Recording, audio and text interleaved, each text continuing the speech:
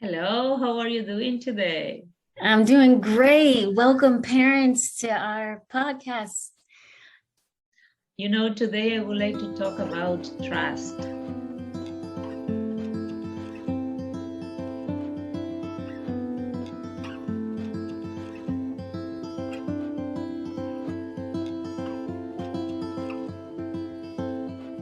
And how we can build this trust with our kids since the very early years. So it's like build a house with a strong foundation. So then when the teenager came or when the adult life came, we have a solid basis and an attachment and where the kids can come with us with everything. And I was talking about that because teens used to lie to get away what they want. And you need to start right before that. You when the child is small, you can give them small choices like you want to wear your blue socks or your red socks, and both of options are okay for you. You can have bath with your doll or with your ball or whatever, and you are building this relationship and this trust in each other with an open relationship. And also when something is hard for you, you mention that. You can say, look, this decision to let you go to this place or not is really hard for me, but we are together on that. I'm going to trust you. I'm going to let you go. But, know that it's not easy for me because we are learning with our kids as well. So in this order, we are building something. Of course, it's not, a 100% prevention that your child is going to lie to you sometimes, but we are talking about building this trustful relationship, and where if something goes out of control, you can talk about that. I trust that you was at your friend's house and you went out without letting me know. And this is not nice, because when we love each other and we have a trustful relationship, we don't hide things from each other. I'm completely open and expose my vulnerability as a mom. So yeah, let's see. What do you think about that? What experience do you have with that? Ooh, that's a hard one for me. I trusted my children, and I guess because sometimes I was a strong parent, and I had to let my mother raise them. So when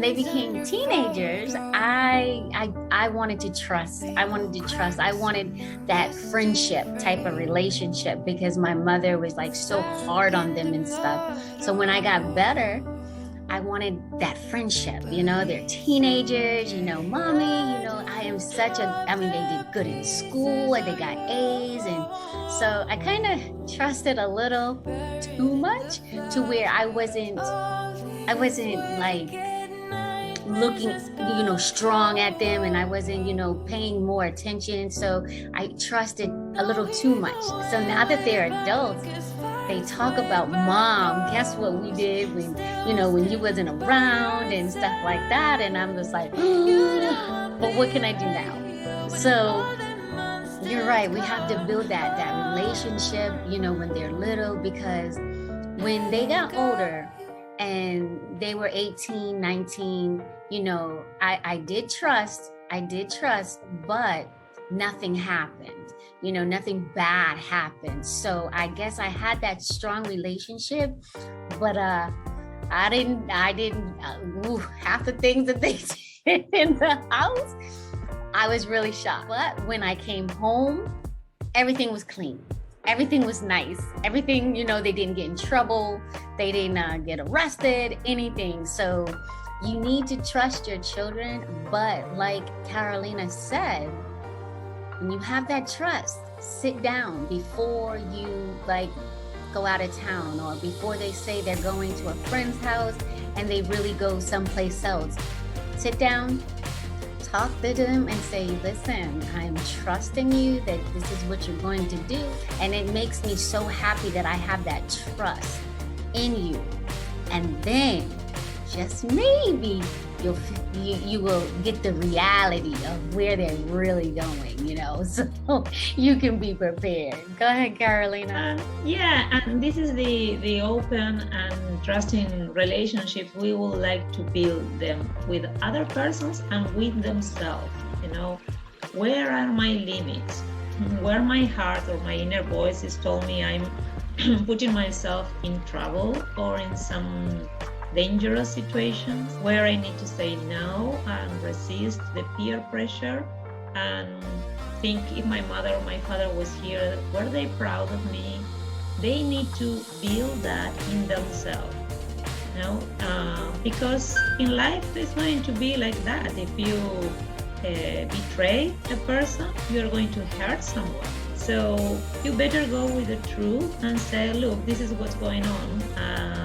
I really would like to do this. I know it's uncomfortable for you, but if there's a need, how we can negotiate that? Because what the kids say is, if I ask you permission, you're going to say no.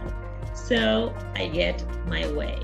And that's something that need to keep our attention. Maybe we are so strict.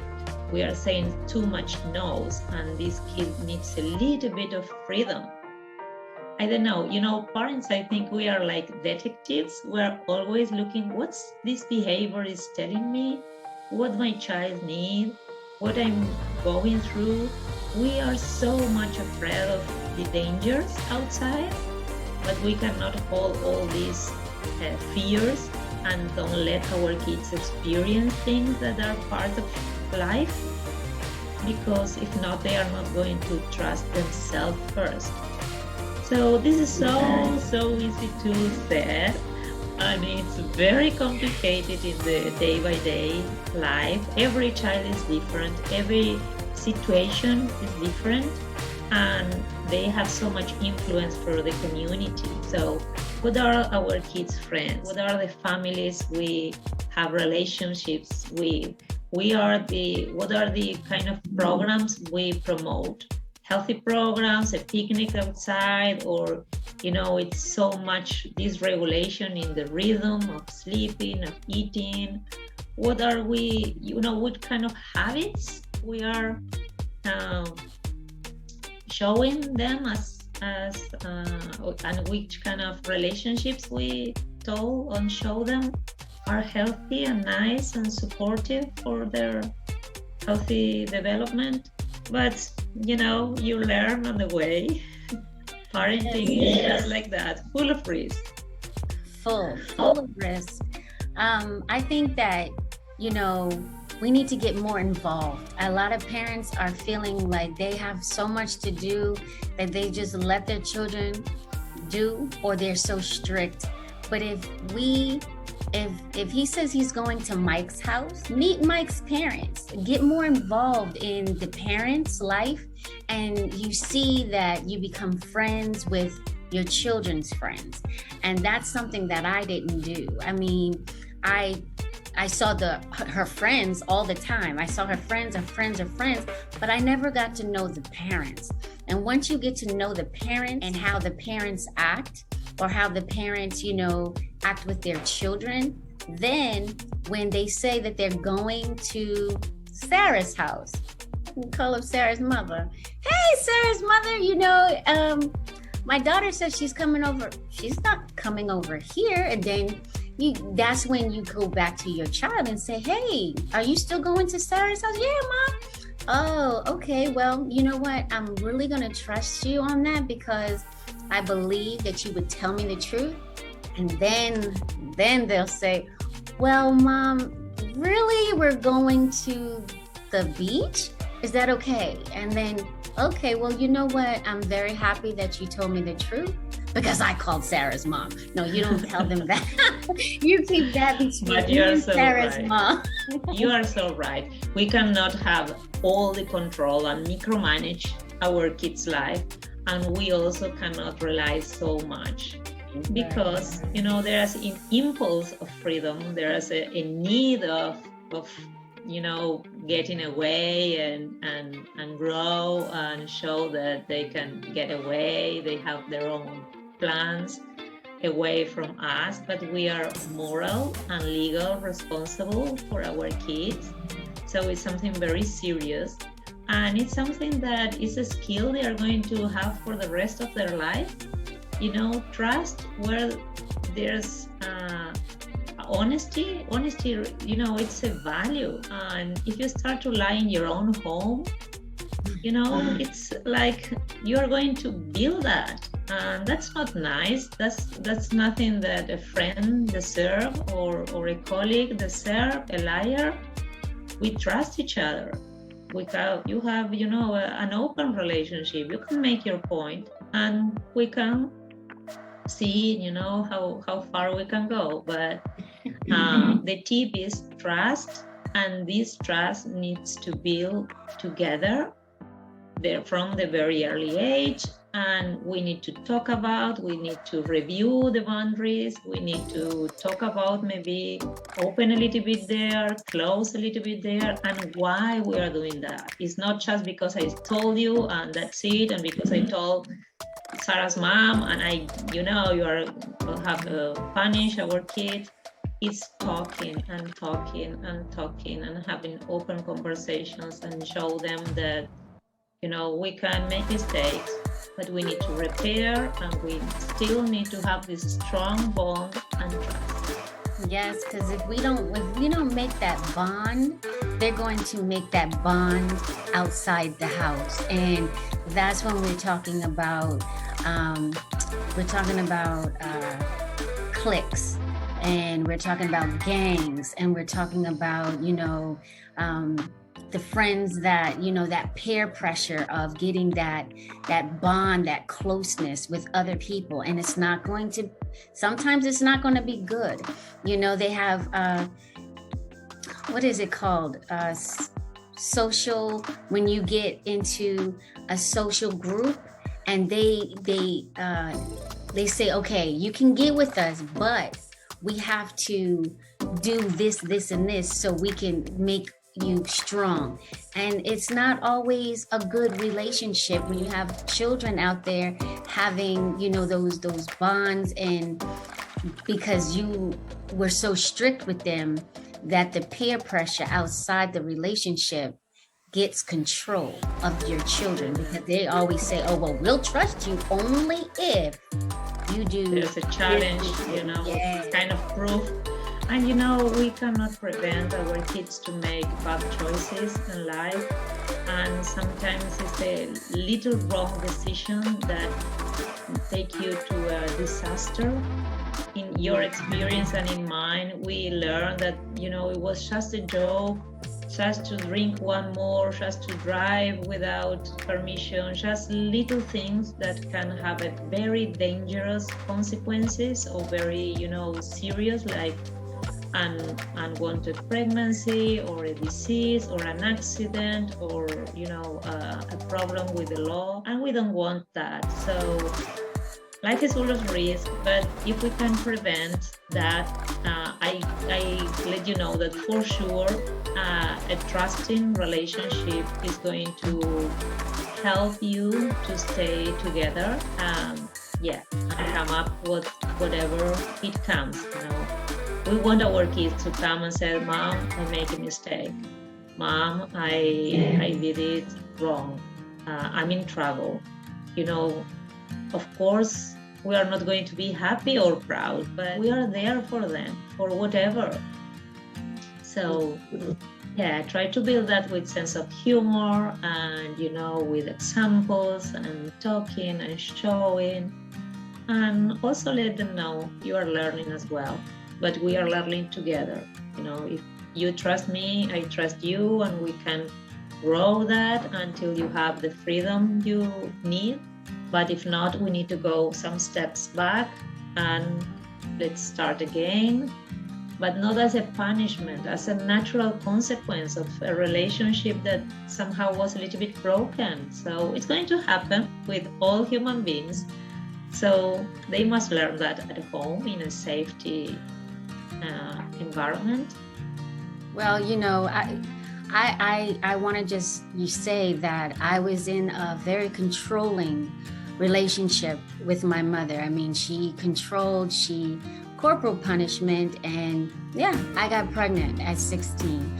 I got pregnant at 16 and I got kicked out of the house. So, if you hold that tightness, or you're going to get punished, or if you do this or you do that, you seek the love, you seek the attention, and it's not always positive attention, and all you're looking for is that love. And if you don't give it at home, or you don't get it at home, then you're going to look for it outside the home. So you need that loving relationship. Like we have said many times, the brain is growing from a baby to set development, and then you become a little bit older and your brain is still developing.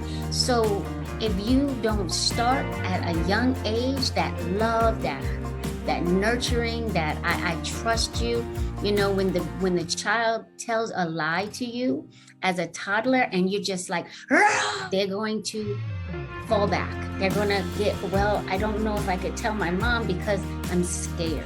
So get that, like Carolina says, get that love from the beginning. And as it grows, the trust grows. I can tell my mother anything.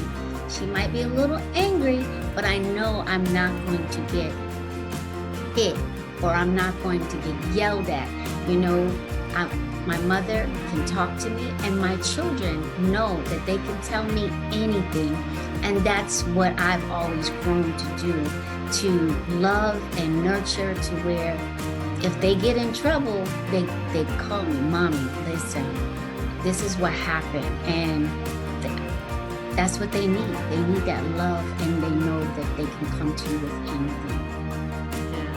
They need to know that their relationship is going always to be first, and our unconditional love is going to be there always. Maybe we are unhappy or we reprove the decisions we take, but we are there as moms are there, always. But also it's a kind of showing love. When you set boundaries are meaning that I care about you. I don't let you alone with whatever, because that's dangerous. So I love you and I protect you, or you're not going to go there. And another important thing that you said is that we can openly talk about our mistakes, because we all do. We did mistakes. So you can talk about that, like you exposed there. I was having some needs unmet in my house. So I make wrong decisions that, have some consequences. Not that I'm completely regret. I keep going and I'm a happy mom, but it was hard. It's hard to be a mom at 16. It's hard to be kicked out of your house. So learn from my experience. I know you may need to make your own experience, but these are things that happen when we make wrong decisions. So talk about, not having the idea that moms know everything and always get it right. We are the complete authority. We know everything. We don't know. We are human beings. We make mistakes, but we learn from that mistakes, and we want to protect our kids from the mistakes we did. So that's so important, and I thank you very much for the courage to share that, because we don't need to be ashamed. It's our story, it's our life. That's okay, but maybe we can do a little bit better in open our kids' eyes and listen that life is sometimes complicated. That is very important, to listen to your child, listen to their needs, listen to their wants. They can't always get what they want, but allow them to be able to talk about what they want, what they need, what their desire is, and just listen. Sometimes as a parent, we have to close our mouth and just listen and then ask, is it okay for me to speak now? Let me show you what I think about this. And don't make it very hard. Don't yell, just calm voice. Well, I understand what you want, what you desire, what you need, but let me show you, or let me give you an example what I want. And then let them comment back. So you guys have a conversation. It's not just you. It's a conversation back and forth. And the conversation might not go well, but at least you have conversation with your teenager and they are willing to talk to you. A little thing that in our program we have so many tools about that. We talk about nonviolent communication. We talk about the support parents needs to make these uncomfortable conversations. So there's much more in our program. It's just simply talking about the topic, but yeah, there's a lot and we need support. So yeah, Shad would like to add that. That's great. That is so great. We will be on here, and if you like what we say and you like what we are explaining to you, all you have to do is press like, and we will be on here all the time. We do have a 12-week program that you can sign up for, and I love it. I love talking to all the parents. I always say we include the fathers. There's a lot of single fathers out there. So we will talk to you guys also. Thank you very much. It was a pleasure to talk with you again. All righty. Thank you. Bye. Bye.